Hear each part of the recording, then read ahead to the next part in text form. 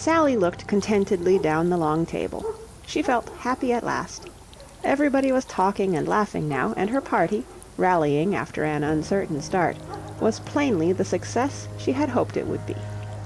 The first atmosphere of uncomfortable restraint, caused, she was only too well aware, by her brother Fillmore's white evening waistcoat, had worn off, and the male and female patrons of Mrs. Meecher's select boarding house, transient and residential, were themselves again. At her end of the table the conversation had turned once more to the great vital topic of Sally's legacy, and what she ought to do with it. The next best thing to having money of one's own is to dictate the spending of somebody else's, and Sally's guests were finding a good deal of satisfaction in arranging a budget for her. Rumor having put the sum at their disposal at a high figure, their suggestions had certain spaciousness. "Let me tell you," said Augustus Bartlett briskly, "what I'd do if I were you." Augustus Bartlett, who occupied an intensely subordinate position in the firm of Kahn, Morris & Brown, the Wall Street brokers, always affected a brisk, incisive style of speech, as befitted a man in close touch with the great ones of finance. "I'd sink a couple of $100,000 in some good, safe bond issue. We've just put one out which you would do well to consider, and play about with the rest. When I say play about, I mean have a flutter in anything good that crops up. Multiple Steel's worth looking at. They tell me it'll be up to 150 before next Saturday." Elsa Doland, the pretty girl with the big eyes who sat on Mr. Bartlett's left, had other views. "Buy a theater, Sally, and put on good stuff." "And lose every bean you've got," said a mild young man with a deep voice across the table. "If I had a few $100,000, said the mild young man, "I'd put every cent of it on Benny Whistler for the heavyweight championship. I've private information that Battling Tuke has been got at and means to lie down in the 7th. "Say, listen," interrupted another voice, "let me tell you what I'd do with 400,000. "If I had 400,000, said Elsa Doland, "I know what would be the first thing I'd do." "What's that?" asked Sally. "Pay my bill for last week, due this morning." Sally got up quickly, and flitting down the table, put her arm round her friend's shoulder and whispered in her ear, "Elsa, darling, are you really broke? If you are, you know, I'll—" Elsa Doland laughed. "You're an angel, Sally. There's no one like you. You'd give your last cent to anyone. Of course I'm not broke. I've just come back from the road, and I've saved a fortune. I only said that to draw you." Sally returned to her seat, relieved, and found that the company had now divided itself into two schools of thought. The conservative and prudent element, led by Augustus Bartlett, had definitely decided on 300,000 in Liberty bonds, and the rest in some safe real estate, while the smaller, more sporting section, impressed by the mild young man's inside information, had already placed Sally's money on Benny Whistler, doling it out cautiously in small sums so as not to spoil the market. And so solid, it seemed, was Mr. Tuke's reputation with those in the inner circle of knowledge, that the mild young man was confident that, if you went about the matter cannily and without precipitation, 3 to 1 might be obtained. It seemed to Sally that the time had come to correct certain misapprehensions. "I don't know where you get your figures," she said, "but I'm afraid they're wrong. I've just $25,000. The statement had a chilling effect. To these jugglers with half-millions, the amount mentioned seemed for the moment almost too small to bother about. It was the sort of sum which they had been mentally setting aside for the heiress's car fare.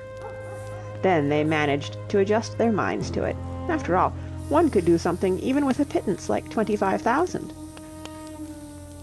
"If I'd 25,000, said Augustus Bartlett, the first to rally from the shock, "I'd buy Amalgamated." "If I had 25,000, began Elsa Doland.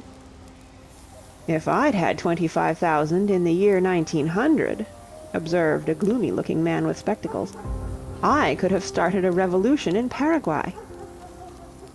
He brooded somberly on what might have been. "Well, I'll tell you exactly what I'm going to do," said Sally. "I'm going to start with a trip to Europe, France especially. I've heard France well spoken of, as soon as I can get my passport, and after I've loafed there for a few weeks I'm coming back to look about and find some nice cozy little business which will let me put money into it and keep me in luxury. Are there any complaints?" "Even a couple of $1,000 on Benny Whistler," said the mild young man. "I don't want your Benny Whistler," said Sally. "I wouldn't have him if you gave him to me. If I want to lose money, I'll go to Monte Carlo and do it properly." "Monte Carlo," said the gloomy man, brightening up at the magic name. "I was in Monte Carlo in the year '97, and if I'd had another $50, just 50, I'd have—" At the far end of the table there was a stir, a cough, and the grating of a chair on the floor, and slowly, with that easy grace which actors of the old school learned in the days when acting was acting, Mr. Maxwell Fawcett, the boarding-house's oldest inhabitant, rose to his feet. "Ladies," said Mr. Fawcett, bowing courteously. And, ceasing to bow, and casting from beneath his white and venerable eyebrows a quelling glance at certain male members of the boarding-house's younger set who were showing a disposition towards restiveness, "Gentlemen, I feel that I cannot allow this occasion to pass without saying a few words." His audience did not seem surprised. It was possible that life, always prolific of incident in a great city like New York, might some day produce an occasion which Mr. Fawcett would feel that he could allow to pass without saying a few words, but nothing of the sort had happened as yet, and they had given up hope.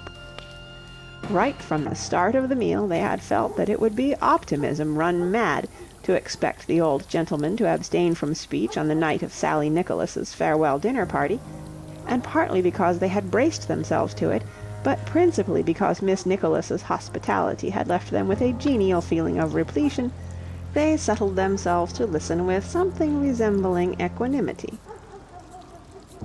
A movement on the part of the marvelous Murphys, new arrivals who had been playing the Bushwick with their equilibristic act during the preceding week, to form a party of the extreme left and heckle the speaker, broke down under a cold look from their hostess. Brief though their acquaintance had been, both of these lissom young gentlemen admired Sally immensely.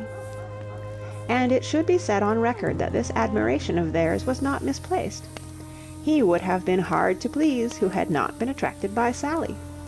She was a small, trim wisp of a girl with the tiniest hands and feet, the friendliest of smiles, and a dimple that came and went in the curve of her rounded chin.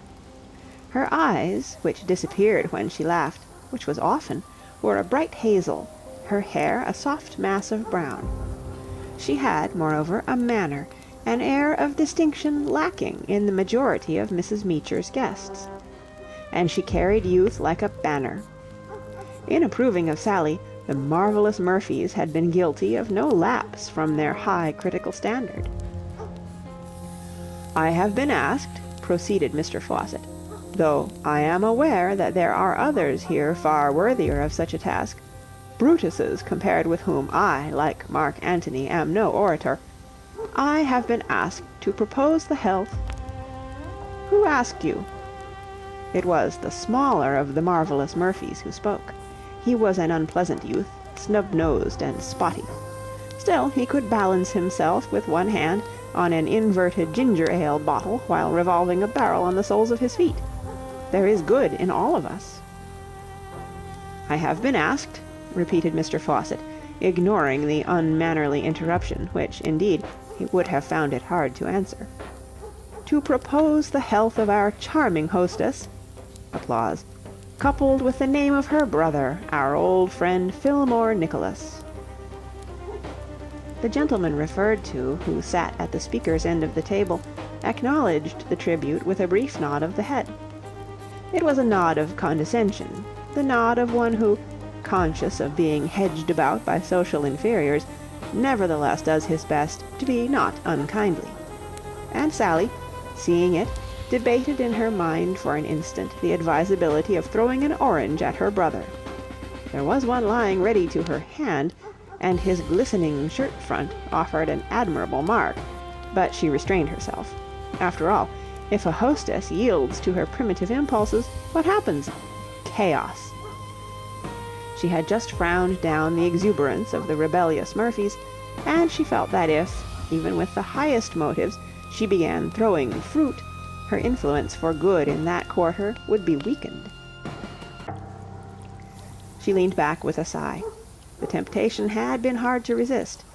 A democratic girl, pomposity was a quality which she thoroughly disliked, and though she loved him, she could not disguise from herself that, ever since affluence had descended upon him some months ago, her brother Fillmore had become insufferably pompous. If there are any young men whom inherited wealth improves, Fillmore Nicholas was not one of them. He seemed to regard himself nowadays as a sort of man of destiny. To converse with him was for the ordinary human being like being received in audience by some more than standoffish monarch.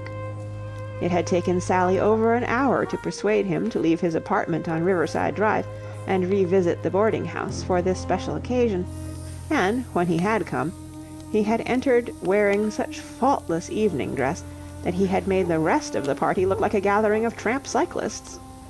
His white waistcoat alone was a silent reproach to honest poverty, and had caused an awkward constraint right through the soup and fish courses.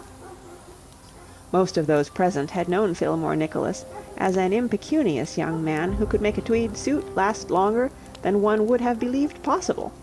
They had called him Phil, and helped him in more than usually lean times with small loans. But tonight they had eyed the waistcoat dumbly, and shrank back abashed. "Speaking," said Mr. Fawcett, "as an Englishman, for though I have long since taken out what are technically known as my papers, it was as a subject of the island kingdom that I first visited this great country, I may say that the two factors in American life which have always made the profoundest impression upon me have been the lavishness of American hospitality and the charm of the American girl. Tonight we have been privileged to witness the American girl in the capacity of hostess, and I think I am right in saying, in asseverating, in committing myself to the statement that this has been a night which none of us present here will ever forget. Miss Nicholas has given us, ladies and gentlemen, a banquet. I repeat, a banquet. There has been alcoholic refreshment. I do not know where it came from. I do not ask how it was procured, but we have had it. Miss Nicholas—" Mr. Fawcett paused to puff at his cigar. Sally's brother Fillmore suppressed a yawn and glanced at his watch. Sally continued to lean forward raptly. She knew how happy it made the old gentleman to deliver a formal speech, and though she wished the subject had been different, she was prepared to listen indefinitely. "Miss Nicholas," resumed Mr. Fawcett, lowering his cigar. "But why," he demanded abruptly, "do I call her Miss Nicholas?"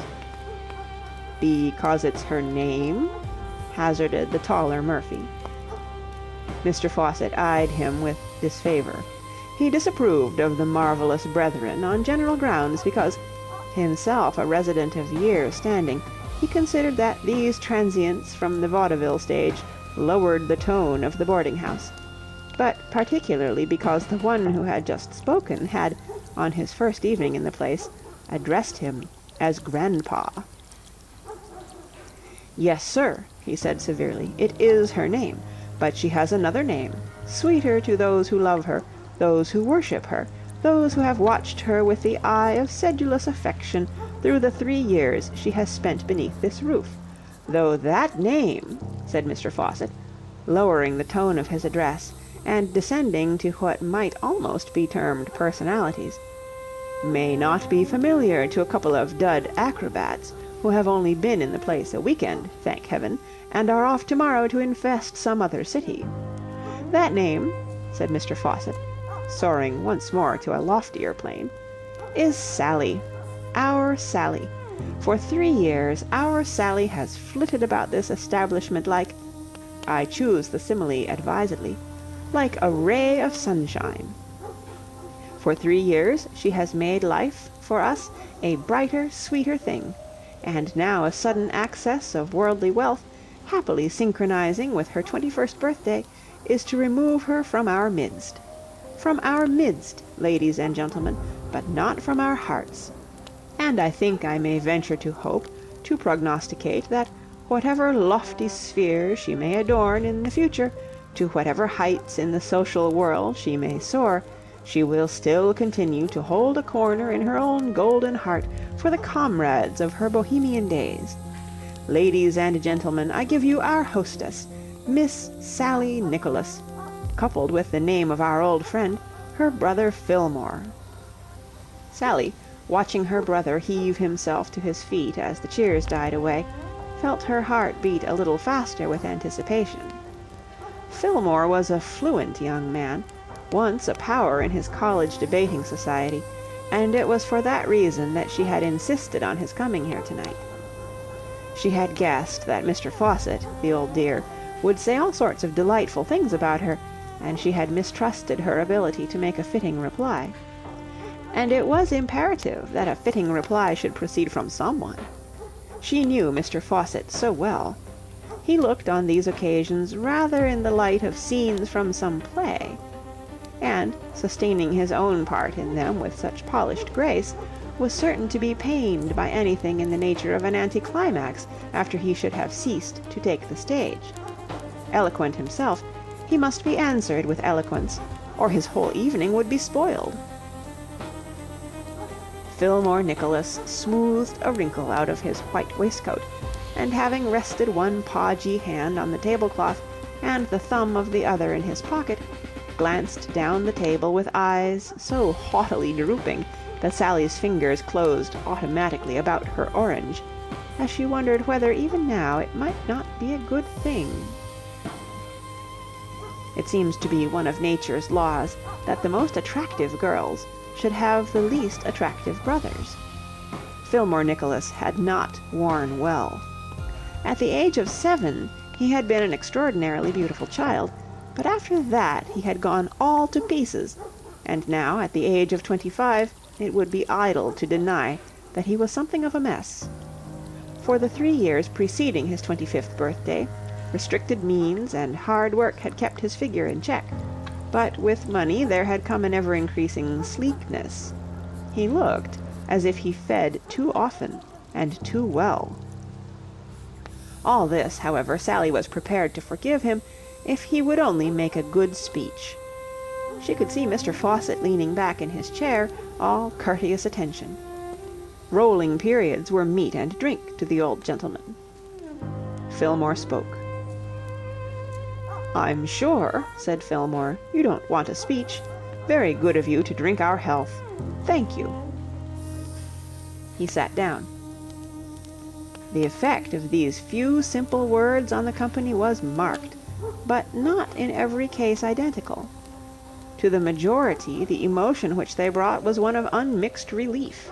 There had been something so menacing, so easy and practiced in Fillmore's attitude as he had stood there, that the gloomier-minded had given him at least 20 minutes, and even the optimists had reckoned that they would be lucky if they got off with 10. As far as the bulk of the guests were concerned, there was no grumbling. Fillmore's, to their thinking, had been the ideal after-dinner speech. Far different was it with Mr. Maxwell Fawcett. The poor old man was wearing such an expression of surprise and dismay as he might have worn had somebody unexpectedly pulled the chair from under him. He was feeling the sick shock which comes to those who tread on a non-existent last stair. And Sally, catching sight of his face, uttered a sharp, wordless exclamation, as if she had seen a child fall down and hurt itself in the street. The next moment she had run round the table and was standing behind him with her arms round his neck. She spoke across him with a sob in her voice. "My brother," she stammered, directing a malevolent look at the immaculate Fillmore, who, avoiding her gaze, glanced down his nose and smoothed another wrinkle out of his waistcoat, "has not said quite all I hoped he was going to say. I can't make a speech, but—" Sally gulped. "But I love you all, and, of course, I shall never forget you, and... Here Sally kissed Mr. Fawcett and burst into tears. "There, there," said Mr. Fawcett soothingly. The kindest critic could not have claimed that Sally had been eloquent. Nevertheless, Mr. Maxwell Fawcett was conscious of no sense of anticlimax. 2. Sally had just finished telling her brother Fillmore what a pig he was.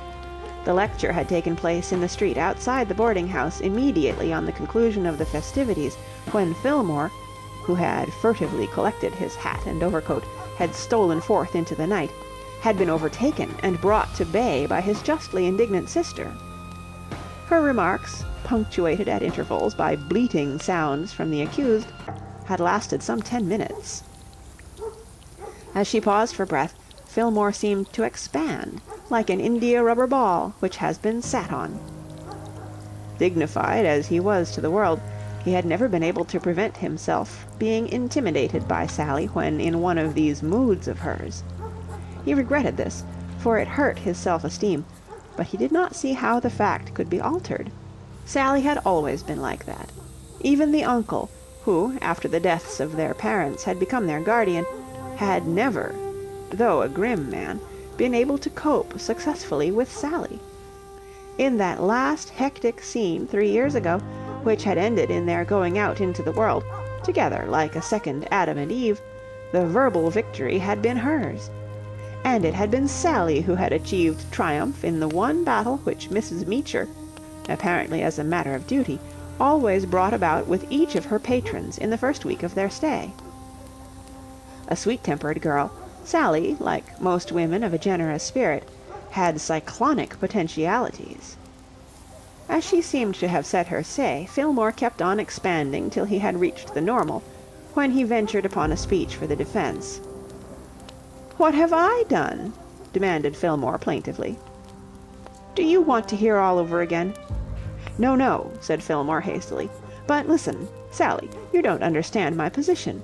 You don't seem to realize that all that sort of thing, all that boarding-house stuff, is a thing of the past. One's got beyond it. One wants to drop it. One wants to forget it, darn it. Be fair. Look at it from my viewpoint. I'm going to be a big man." "You're going to be a fat man," said Sally coldly. Fillmore refrained from discussing the point. He was sensitive. "I'm going to do big things," he substituted.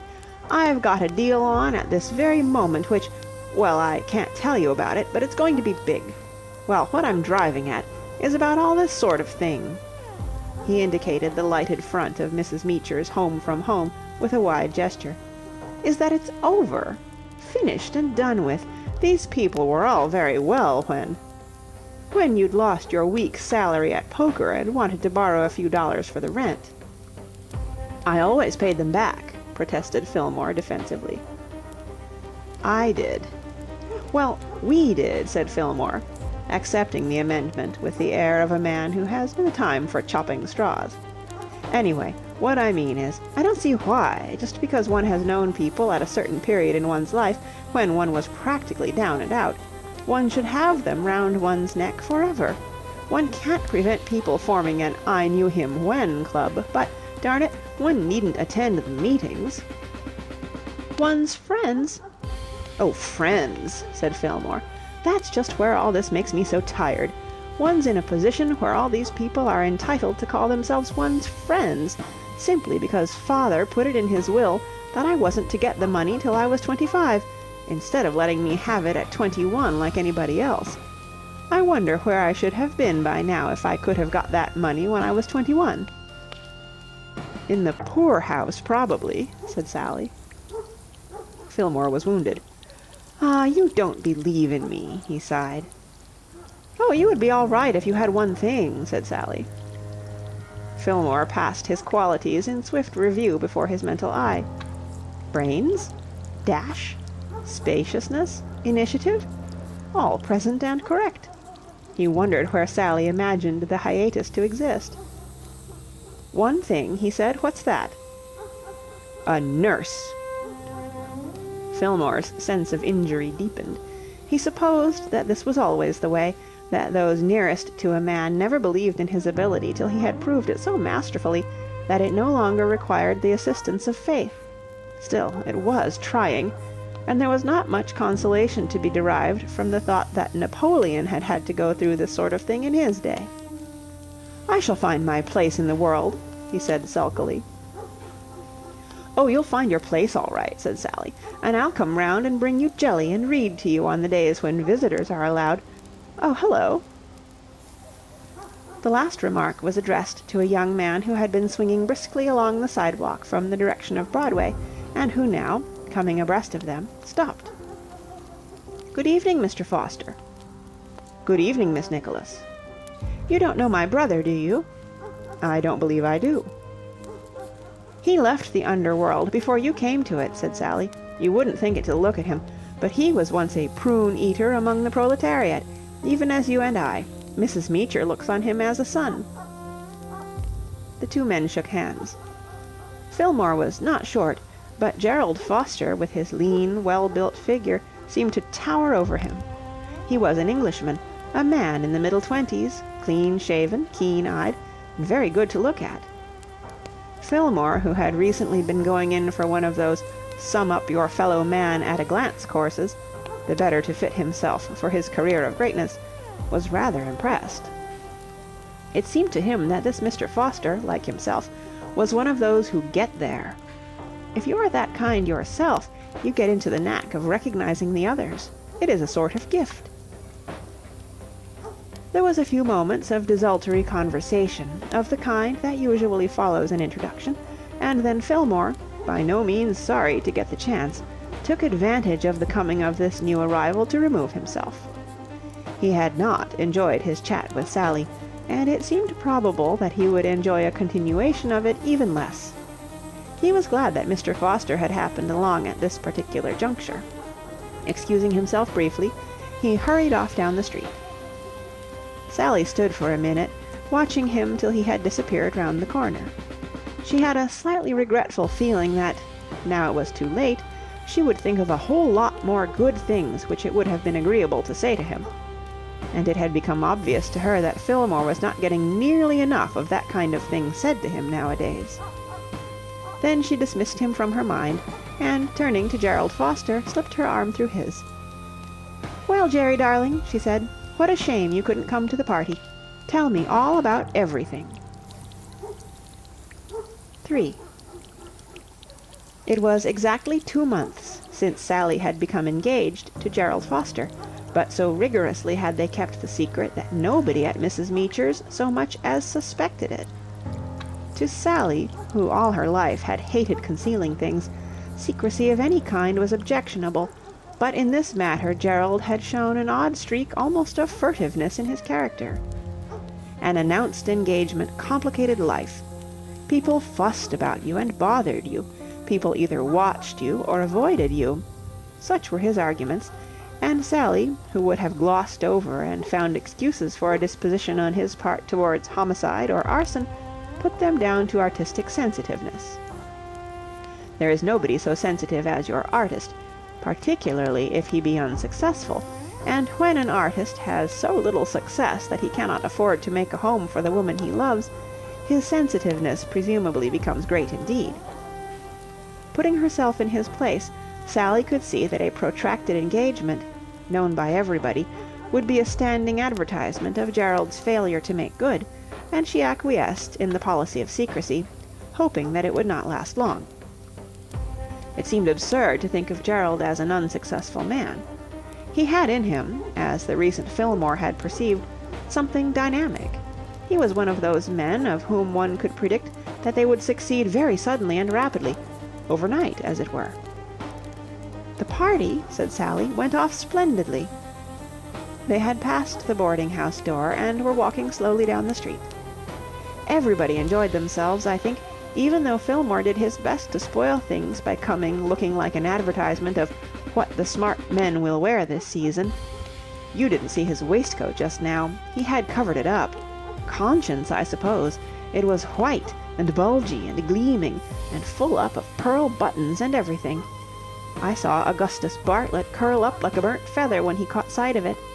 Still, time seemed to heal the wound, and everybody relaxed after a bit. Mr. Fawcett made a speech, and I made a speech and cried, and, oh, it was all very festive. It only needed you." "I wish I could have come. I had to go to that dinner, though. Sally—" Gerald paused, and Sally saw that he was electric with suppressed excitement. "Sally, the play's going to be put on." Sally gave a little gasp. She had lived this moment in anticipation for weeks. She had always known that sooner or later this would happen. She had read his plays over and over again, and was convinced that they were wonderful. Of course, hers was a biased view, but then Elsa Doland also admired them, and Elsa's opinion was one that carried weight. Elsa was another of those people who were bound to succeed suddenly. Even old Mr. Fawcett, who was a stern judge of acting and rather inclined to consider that nowadays there was no such thing, believed that she was a girl with a future who would do something big directly she got her chance. "Jerry!" She gave his arm a hug. "How simply terrific! Then Goebel and Cohn have changed their minds after all and want it. I knew they would." A slight cloud seemed to dim the sunniness of the author's mood. "No, not that one," he said reluctantly. "No hope there, I'm afraid. I saw Goebel this morning about that, and he said it didn't add up right. The one that's going to be put on is The Primrose Way. You remember? It's got a big part for a girl in it." "Of course, the one Elsa liked so much. Well, that's just as good. Who's going to do it? I thought you hadn't sent it out again." "Well, it happens—" Gerald hesitated once more. "It seems that this man I was dining with tonight, a man named Cracknell—" "Cracknell? Not the Cracknell?" "The Cracknell? The one people are always talking about, the man they call the Millionaire Kid." "Yes. Why, do you know him?" "He was at Harvard with Fillmore.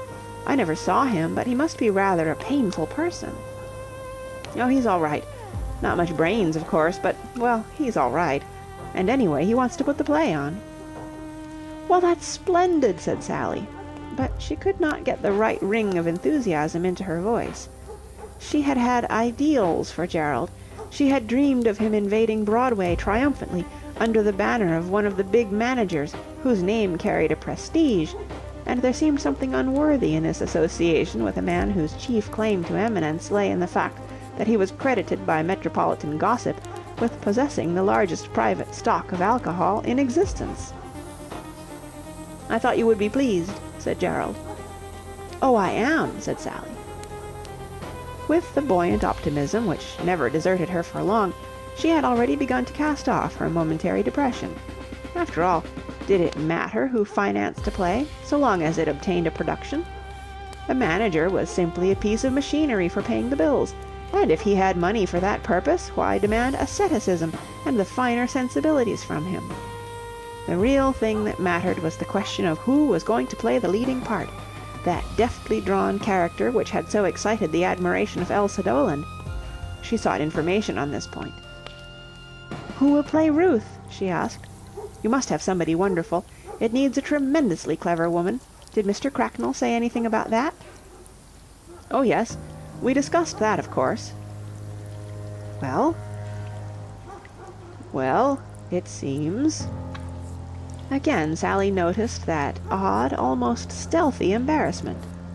Gerald appeared unable to begin a sentence tonight without feeling his way into it like a man creeping cautiously down a dark alley. She noticed it the more because it was so different from his usual direct method. Gerald, as a rule, was not one of those who apologize for themselves.